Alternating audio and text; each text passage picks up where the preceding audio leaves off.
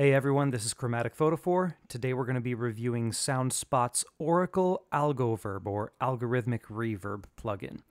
I'll be using XLN Audio's Addictive Keys Studio Grand to demo it. So without any reverb applied, that's the piano. So for reference, so we got Oracle here. It has a lot of features packed into one fairly low CPU usage plugin. So I'm going to go ahead and turn it on and we're going to learn about it. So first, under the Reverb tab, you can turn the reverb on and off by clicking this button here. If I play any piano keys now, we can hear some reverb. This little wavy thing, this little spectrogram in the middle, is showing us how the reverb is working. It's not really showing how loud or how quiet it is, it's showing how long and how quick it's active. I can adjust the pre-delay, which is how quick the reverb kicks in. No pre-delay, instant reverb. Long pre-delay, the reverb lags behind the main signal. Set it back to 10 milliseconds. Time is how long the reverb tail is. Short time, more of a room-style reverb. Long time, more of an ambient reverb. If you put the time to max, it sustains the reverb indefinitely.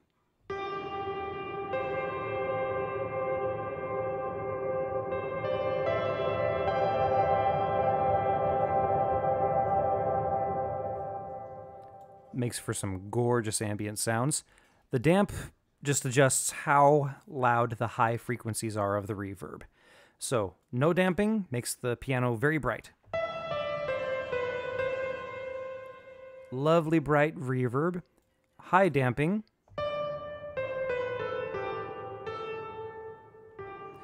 More of a warm reverb.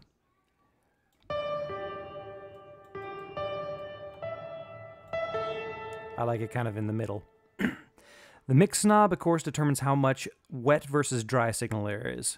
Zero mix, original dry piano signal. 100%, nothing but the reverb. This is nice in that you can effectively determine how loud the reverb is with this. Next tab is the imaging section. So this is for stereo imaging of the reverb. Turn it on. This knob right here adjusts the spread all the way to the left, or negative 100%. Shows me that my stereo image is going straight to the center between the speakers. That means it is mono. You'll need headphones to really hear that difference. If I put it 100% the other direction, suddenly my stereo field is extremely wide.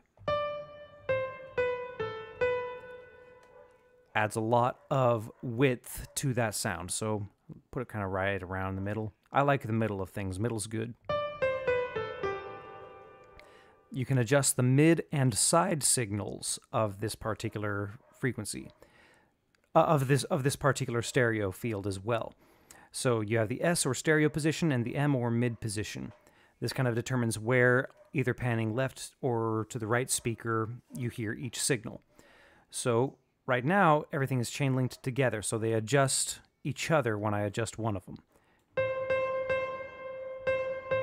Puts everything to the right, everything to the left. If I click the chain icon, I can adjust them separately.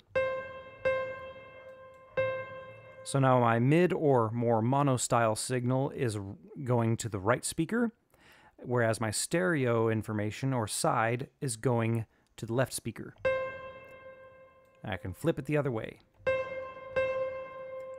Me, I like having them chained in the middle. That's just how I do it. The balance. As far as I understand of what this does, it adjusts how much stereo information versus mid information you hear.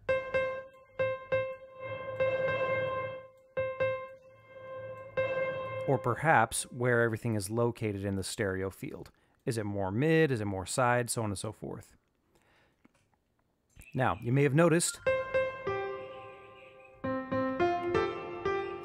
there's a fair amount of low end kind of bleeding through into this reverb, which kind of makes it sound a little uglier than it needs to be. There is a filter cut section. Turn it on. This is exactly like a low pass or high pass filter right here. So right here is my low cut. If I play a note, I see a spectrogram showing me my frequencies, including my fundamental and the harmonics, and all that muddy low end information over here. I can use the low cut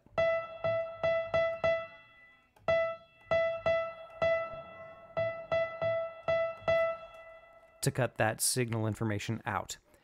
Now, I can also adjust the slope of the cutoff. So 48 dB per octave, that's a pretty sharp cut. If I turn this down, it basically lengthens out the filter and makes the cut less surgical. So it attenuates or lowers the signal along this curve until it finally cuts out entirely down here.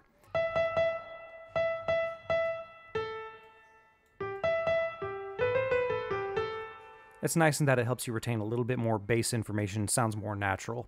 Same thing with the high cut.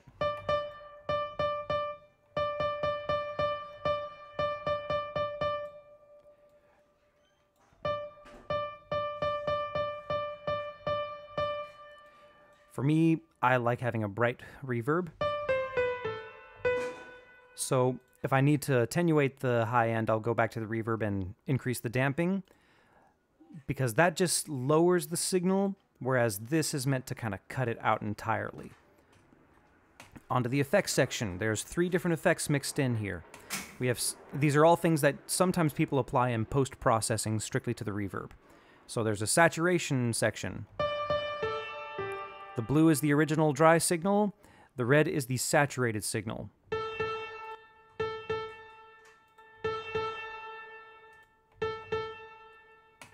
So you can hear that the saturation adds a lot more tone and character to the sound. Drive increases the distortion. It also increases the volume, so if you have it maxed out, decrease the makeup gain.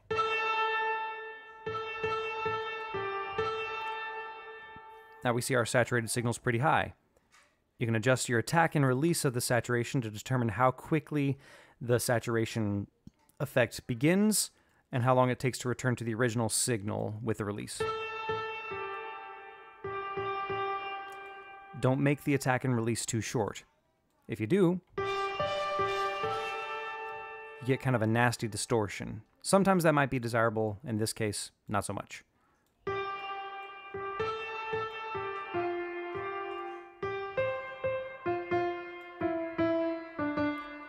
Sometimes less is more, including with saturation. Now, the thing is, you need the drive knob, as far as I understand. You need to basically have the red information a little higher than the blue to be able to hear the saturation.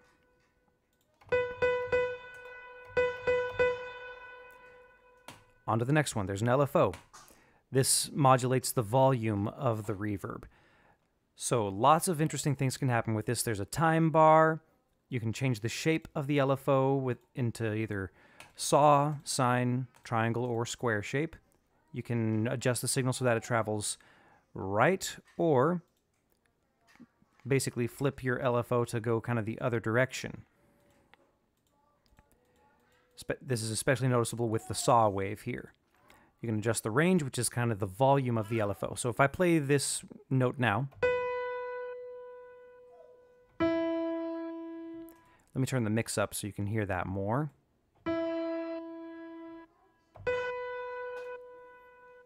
So this is very useful for electronic music where you want something to have a warm reverb, but you don't want it to muddy the mix. This gives it more of a pumping effect. You can, especially if you drop it down to like a quarter bar.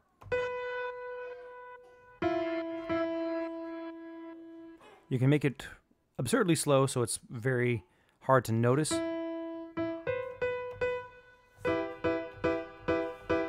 Slow build, slow fade. Or you can make it absurdly fast to create a whole new effect. Now this is particularly cool when you flip the saw wave, specifically the other direction.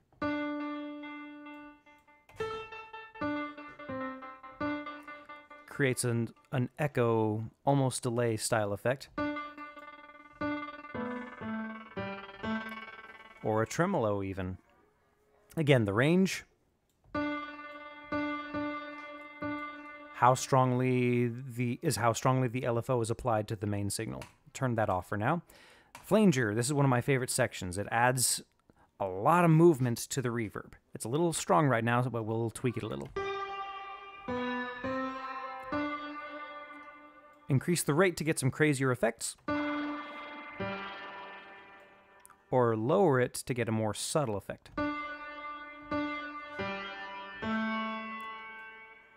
Adjust the depth to adjust the sort of detuning effect of the flanger.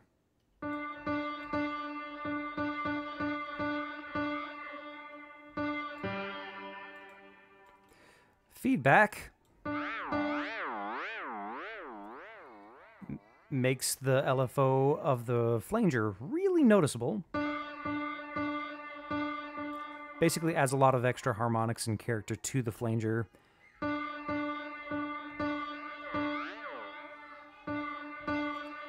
Some feedback makes it more noticeable. Now there's this little MS section. My tooltips up here tell me that it is a on-off switch for the flanger. We know that this is the actual on-off switch. So if I'm not mistaken, this determines whether the flanger is being applied to your mid signal or your side signal. As an experiment, let's try that. I'm going to unlink these. Going to put my side to the left, my mid to the right, and let's see what happens.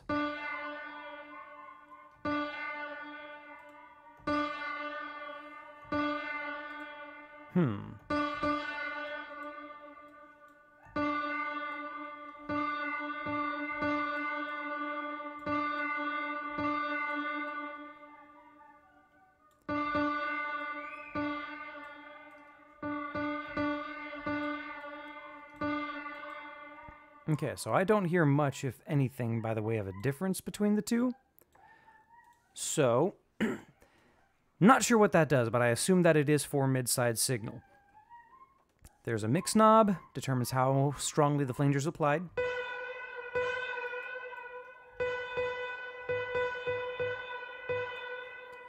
Now for me, I find that this flanger really shines with a low rate.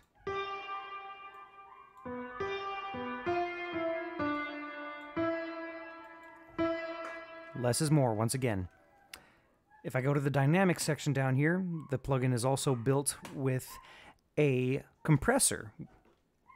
So, if I play a note, I can see a lot of both the initial piano's transient and the main signal. Right now I have enough reverb to where it's harder to see the transient. Very useful spectrogram here. So now I can decrease the threshold to determine when the compressor activates by clicking on this little knob here. So I can set it so that it activates only on the loudest parts, or I can set it really low to match the whole signal. Now this appears to only affect the reverb signal.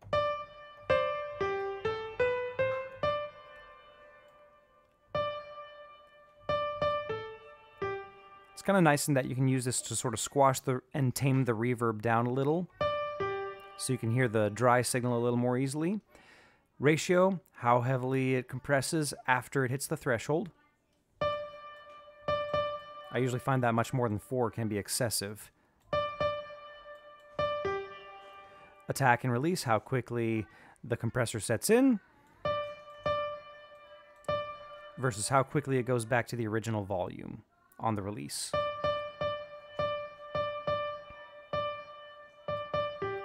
Makeup gain to make up for any lowering of the volume that happens naturally when you compress a sound.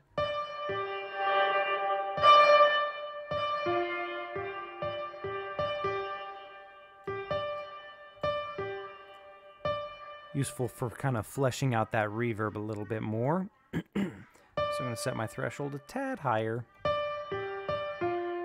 If I turn it off and on,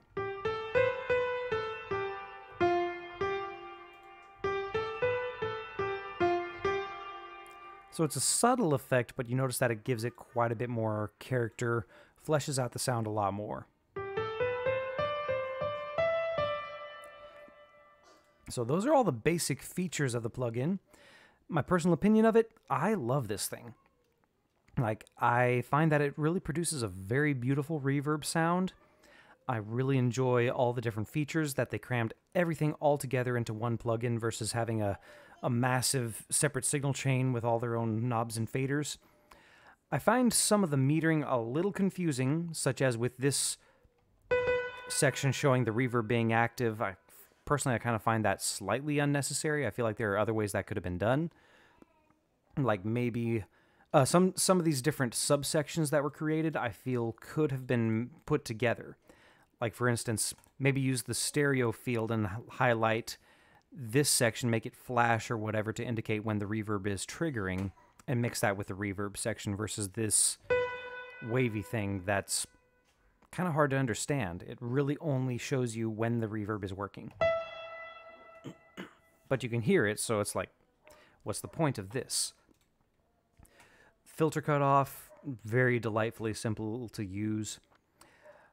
Like the LFO volume thing, I think, was a surprisingly brilliant thing to add. That's not a feature you find almost anywhere with built into a reverb plugin, including the same with a flanger or saturation, or even a compressor. Like, Soundspot really thought about all the things that they put into a reverb to make it qualitative and threw it all into one plugin. I think that was actually a fantastic idea on their part.